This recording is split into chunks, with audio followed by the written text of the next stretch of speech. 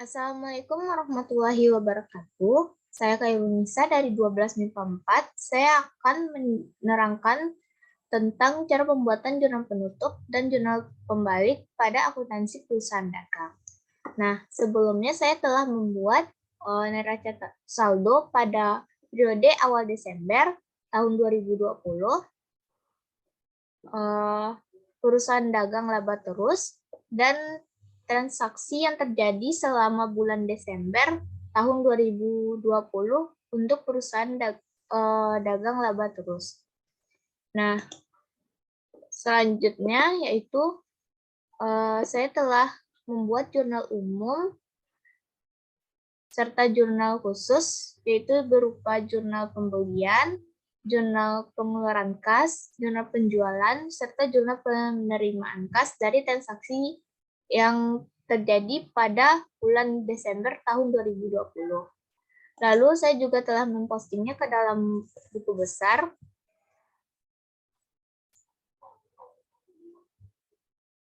Dan pada akhirnya kita dapatkan neraca saldo periode 31 Desember 2020. Nah, untuk jurnal penyesuaiannya, di sini ada beberapa soal.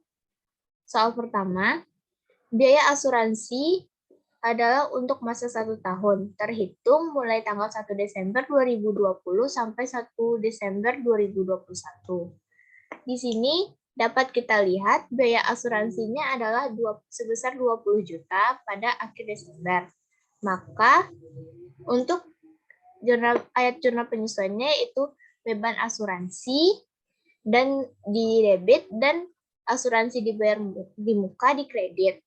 Nah, untuk nominalnya 1/12 bulan dikali 20 juta. Maka kita dapatkan nominalnya yaitu sebesar 1.666.667 rupiah. Yang kedua yaitu sewa gedung yang telah dibayar adalah untuk masa 1 tahun terhitung sejak 1 Desember 2020 sampai dengan 1 Desember 2021. Nah, di sini sewa dibayar di muka yaitu sebesar 40 juta. Maka pada jurnal penyesuaian pada jurnal penyesuaian kita dapatkan sewanya biaya nominalnya yaitu 1/12 dikali 40 juta. Maka kita dapatkan nominalnya 3.333.333. Dengan ayat jurnal penyesuaian, beban sewa di debit dan sewa dibayar di muka di kredit. Yang ketiga yaitu persediaan perlengkapan kantor yaitu 500.000. Di sini perlengkapan kantor dengan nominal 3.500.000. Maka pada ayat jurnal penyesuaiannya karena perlengkapan kantornya sudah dibayar 500.000, maka beban perlengkapan kantornya yang tersisa yaitu 3 juta, sebesar 3 juta di debit dan perlengkapan kantor sebesar 3 juta di kredit.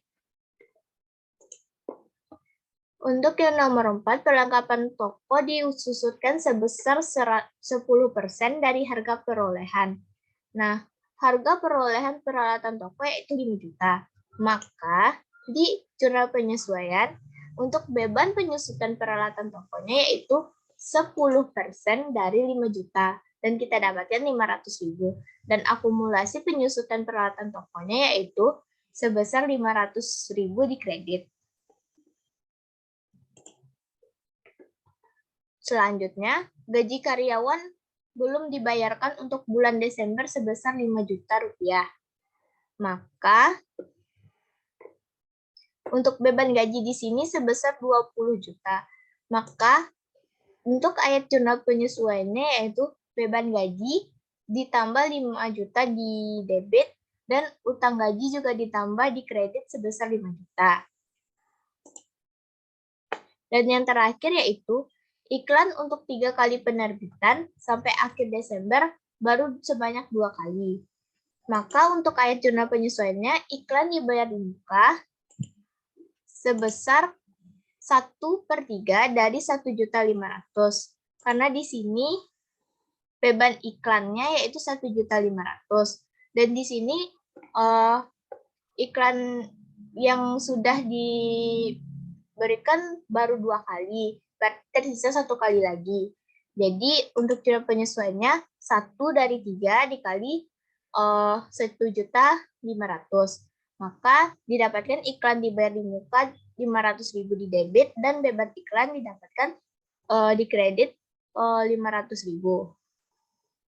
Dan totalnya untuk debit 14 juta dan kredit 14 juta. Nah, setelah kita membuat jurnal penyesuaian, kita memposting ayat dari jurnal penyesuaian tersebut ke dalam buku besar. Di sini dapat kita lihat beban asuransi dengan nomor akun 617 dengan nominal di debit 1.667.66.667 rupiah dan asuransi dibayar di muka dengan nomor akun 114 dengan di kredit yaitu dengan nominal 1.666.667 rupiah juga.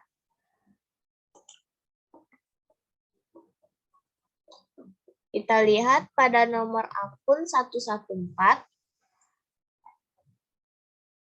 Nah, di sini ada jurnal penyesuaian dengan kredit yaitu di kredit yaitu dengan nominal yang sama seperti jurnal penyesuaian tadi. Maka untuk saldonya dari 20 juta dikurang 1.666.667 rupiah, maka hasilnya yaitu 18 juta 333.333 rupiah untuk asuransi dibayar di muka. Dan untuk beban asuransi pada nomor akun 617 untuk jurnal penyesuaiannya kita letakkan di debit sebesar 1.666.667 rupiah dan saldonya di debit juga yaitu 1.666.667 rupiah. Untuk transaksi kedua yaitu beban sewa dengan nomor akun 6118 di debit yaitu 3.333.333 dan sewa dibayar di muka dengan nomor akun 115 di kredit yaitu dengan nominal 3.333.333. Kita posting ke buku besar.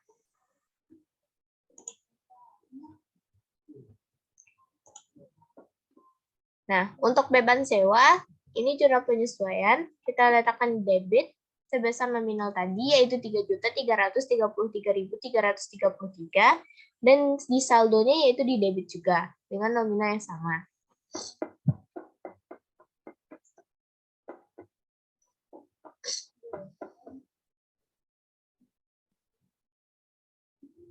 Nah, untuk sewa dibayar di muka, untuk jurnal penyesuaiannya, kita letakkan di kredit sebesar nominal tadi yaitu 3.333.333, maka untuk saldonya di debit yaitu 40 juta dikurang dengan 3.333.333, maka hasilnya yaitu 36.666.667 rupiah.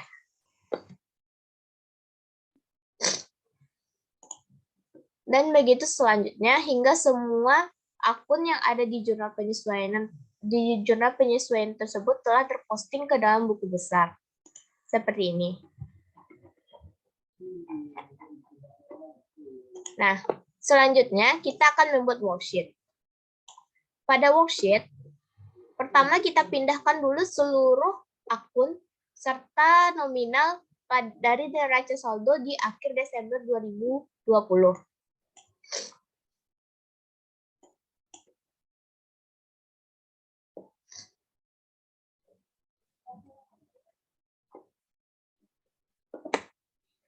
Setelah itu, baru kita masukkan nominal penyesuaiannya. Seperti asuransi dibayar di muka, sewa dibayar di muka, perlengkapan kantor, lalu ada akumulasi penyusutan peralatan, ada beban iklan, ada beban gaji, Dan beban lainnya seperti beban asuransi, beban sewa, beban perlengkapan kantor, beban penyusunan peralatan toko, utang gaji, dan iklan dibayar di muka. Dengan nominal yang sama, 14 juta seperti pada jurnal penyesuaian tadi. Lalu kita buat neraca saldo yang telah disesuaikan, di mana dari kas, piutang dagang, persediaan barang dagang itu memiliki nominal yang sama seperti neraca saldo di awal. Sedangkan pada asuransi dibayar di muka yaitu 20 juta dikurangi dengan penyesuaiannya sehingga menjadi 18.333.333. Sama seperti di atas, untuk sewa dibayar di muka yaitu sebesar 40 juta dikurang dengan penyesuaiannya yaitu 3.333.333, maka menjadi 36.666.667 rupiah. Begitu pula selanjutnya seperti perlengkapan kantor 3.500.000 dikurangi 3 juta menjadi 500.000. Sehingga dapat diperoleh hasil akhirnya yaitu menjadi neraca saldo yang sudah disesuaikan menjadi 298.740.000 di debit dan di kredit juga begitu pula. Selanjutnya untuk kolom laba rugi, akun yang kita masukkan yaitu mulai dari akun penjualan, beban, retur, potongan pembelian, potongan penjualan, semua beban, hingga hutang.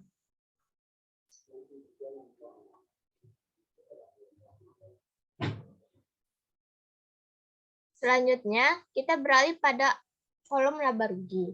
Untuk laba rugi, kita hanya akan memindahkan bagian price, beban, penjualan, pembelian, retur pembelian, potongan penjualan, potongan pembelian, dan semua beban.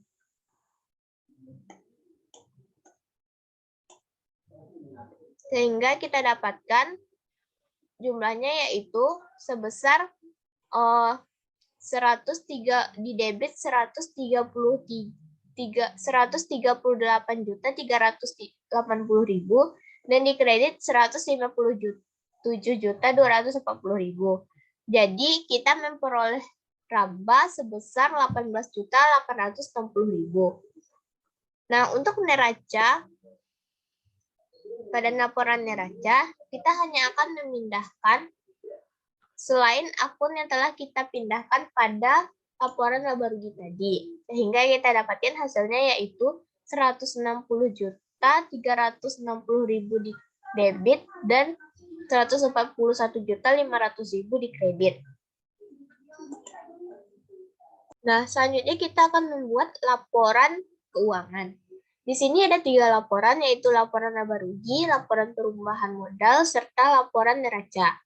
Nah, pada laporan laba rugi, kita pindahkan segala nominal dan akun yang ada pada worksheet di bagian kolom laba rugi. Ya, semua akun yang ada di kolom laba rugi, yaitu price, penjualan, pembelian, retur penjualan, potongan penjualan, retur pembelian, potongan pembelian, dan skala beban. Dan kita dapatkan pada laporan keuangannya yaitu sebesar laba 18.860.000 seperti di worksheet tadi sama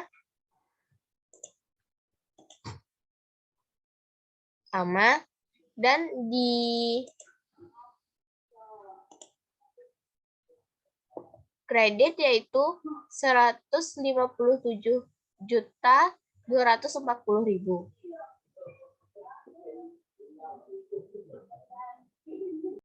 Selanjutnya untuk laporan perubahan modal.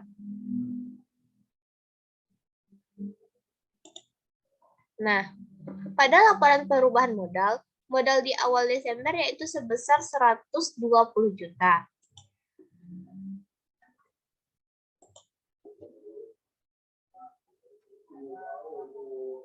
Seperti di worksheet tadi. Lalu labanya sebesar 18.860.000 dan price-nya tadi 3 juta serta ada penambahan modal yaitu 15 sehingga ada penambahan modal yaitu dari laba serta price sebesar 15.860.000 sehingga modal pada akhir Desembernya menjadi 135.860.000. Nah, untuk laporan neraca, kita bisa mengambilnya dari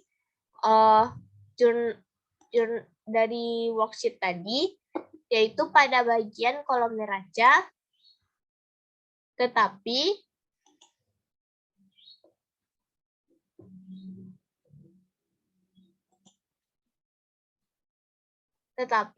pada modal, kita harus mengambil modal dari modal akhir di laporan perubahan modal tadi, sehingga jumlahnya menjadi 157.360.000 di debit dan di kredit juga sama.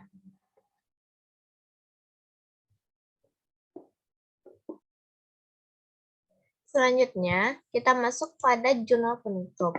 Nah, di sini ada beberapa akun yang akan kita tutup. Yang pertama akun penjualan, yang kedua akun pembelian, yang ketiga akun beban, dan yang keempat price, dan yang kelima modal.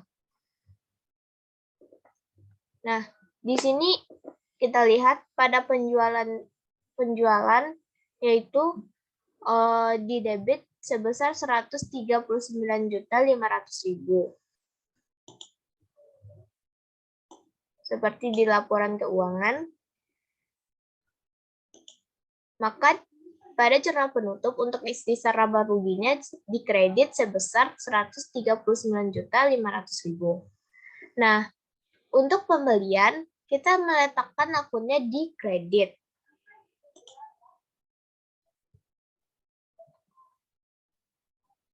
Pembelian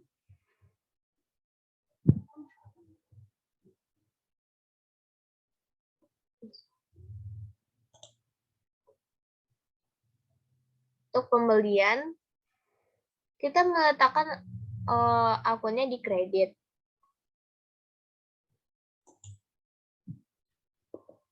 Yaitu sebesar 80 juta dan ikhtisar laba ruginya di debit sebesar 80 juta.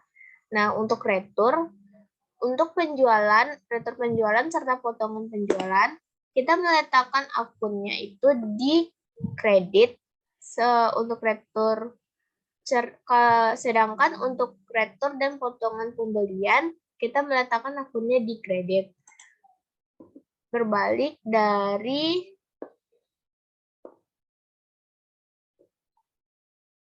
laporan laba rugi yang kita bikin tadi.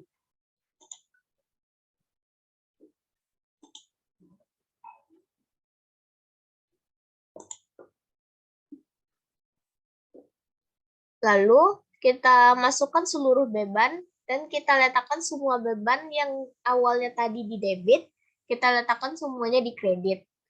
Lalu kita jumlahkan semuanya. Lalu kita buat sebuah akun, yaitu ikhtisar laba rugi yang terletak di debit. Lalu untuk akun modal, kita letakkan di debit yang awalnya tadi di kredit, dan price yang awalnya tadi di debit kita letakkan di kredit.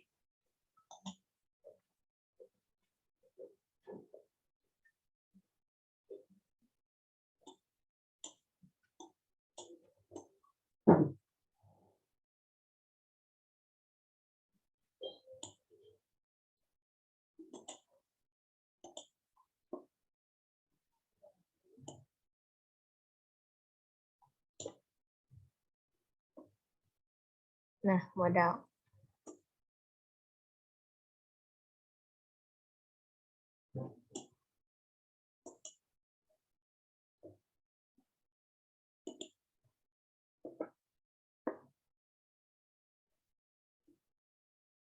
Dan untuk yang terakhir yaitu akun ikhtisar laba rugi, yaitu dengan laba sebesar 18.860.000 dan modal yaitu sebesar 18.860.000 di kredit, sedangkan sisa laba ruginya di debit. Nah, lalu kita jumlahkan dan total dari laporan penutup ini, dari jurnal penutup ini adalah 299.740.000 di debit dan 299.740.000 di kredit. Lalu kita posting dari jurnal penutup ini ke buku besar.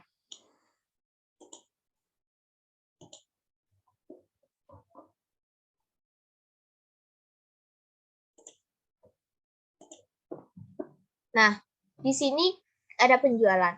Penjualan sebesar dengan nomor akun 411 sebesar 139.500.000 dan ikhtisar laba rugi dengan nomor akun 414 dengan nominal di kredit 139.500.000. Lalu kita posting ke buku besar. Nomor akun 411 dan 414. Nah, di sini ada jurnal penutup. Di sini kita tutup akun penjualan, yaitu di mana saldonya di kredit sebesar 139.500.000 dan ditutup dengan akun jurnal penutup di debit yaitu 139.500.000. Nah, 139.500.000 dikurang 139.500.000, maka hasil akhirnya adalah 0. Dan untuk akun ikhtisar laba rugi, setelah pertama kita masukkan dulu yang akun dari penjualan tadi, yaitu sebesar 139.500.000 di kredit.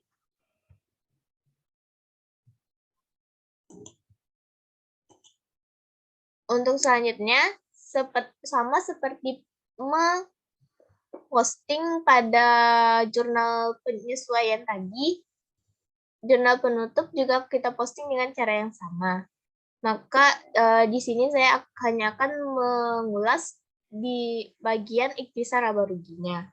Nah, untuk transaksi kedua di ikhtisar laba rugi, untuk di akun yang akan ditutup kedua yaitu pada pembelian, di ikhtisar laba ruginya ada 80 juta di debit. Maka pada buku besar,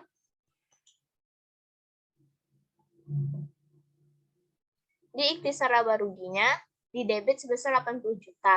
Sehingga di kredit 139.500.000 tadi dikurang 80 juta jadi 59.500.000. Nah, selanjutnya ikhtisar laba rugi yang ketiga yaitu untuk penutupan akun beban dan retur serta potongan. Nah, di sini ikhtisar laba ruginya di debit sebesar 40.640.000. Maka kita posting ke buku besar sebesar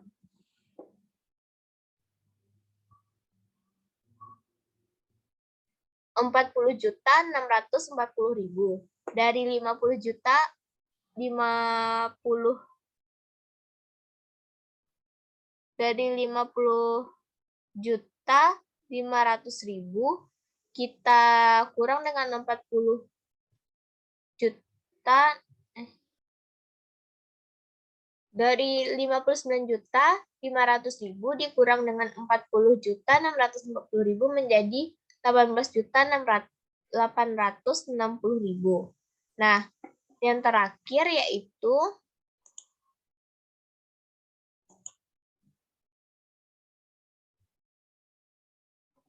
pada ikhtisar laba rugi di akun modal.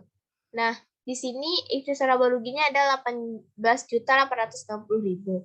Maka kita posting lagi ke buku besar bagian ikhtisar laba rugi sebesar 18.860.000 di debit, dan kita kurangkan dengan saldo tadi yang tersisa yaitu 18.860.000, maka akan tersisa saldo 0 di kredit pada akun ikhtisar laba rugi.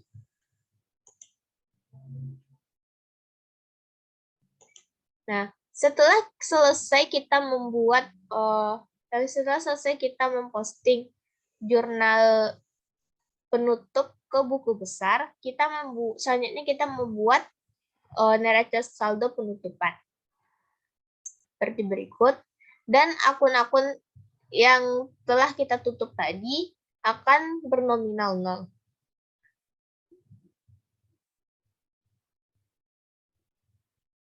Kecuali modal. Nah, selanjutnya kita akan ke jurnal pembalik. Di jurnal pembalik, kita akan membalik akun-akun seperti beban yang harus dibayar pada periode selanjutnya, serta hutang yang harus dibayar untuk periode selanjutnya. Di sini ada 4 akun, yaitu utang gaji, beban gaji, beban iklan, serta iklan dibayar di bekah. Nah, untuk hutang gaji, yaitu yang awalnya tadi di kredit, sekarang menjadi di debit, yaitu sebesar 5 juta, dan beban gajinya menjadi 5 juta di kredit. Nah, untuk beban iklan yang awalnya tadi di kredit, sekarang berubah menjadi di debit sebesar 500.000, dan iklan dibayar di muka yang awalnya tadi di debit menjadi di kredit sebesar 500.000. Lalu dari jurnal pembalik ini kita posting juga ke buku besar.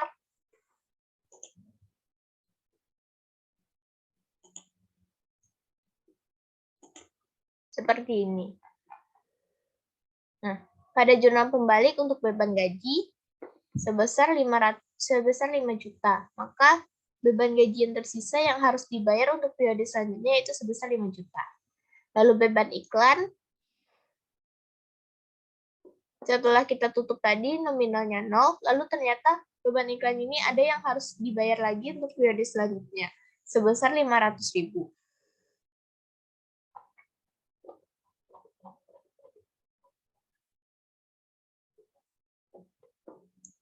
Lalu pada utang gaji, karena di jurnal pembaliknya sudah dibayar, maka hutang gajinya akan 0. Karena hutangnya telah dipindahkan pada beban. Lalu iklan dibayar di mukanya juga 0 karena telah dipindahkan ke akun beban iklan. Setelah semuanya selesai, terakhir kita membuat neraca saldo pembalik atau neraca saldo untuk tahun berikutnya, untuk periode berikutnya. Nah, di sini dapat kita lihat iklan dibayar di mukanya sudah 0, utang gajinya sudah 0, tetapi pada beban gajinya bertambah menjadi di debit menjadi 5 juta dan beban iklannya di kredit sebesar 500.000. Dengan total 157.360.000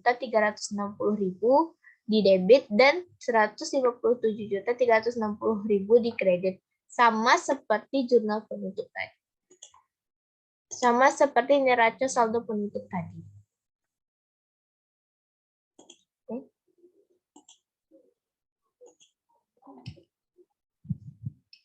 Sekian dari saya, Khairunisa. Jika ada kesalahan, mohon dimaafkan. Wabillahi taufiq wal hidayah. Assalamualaikum warahmatullahi wabarakatuh.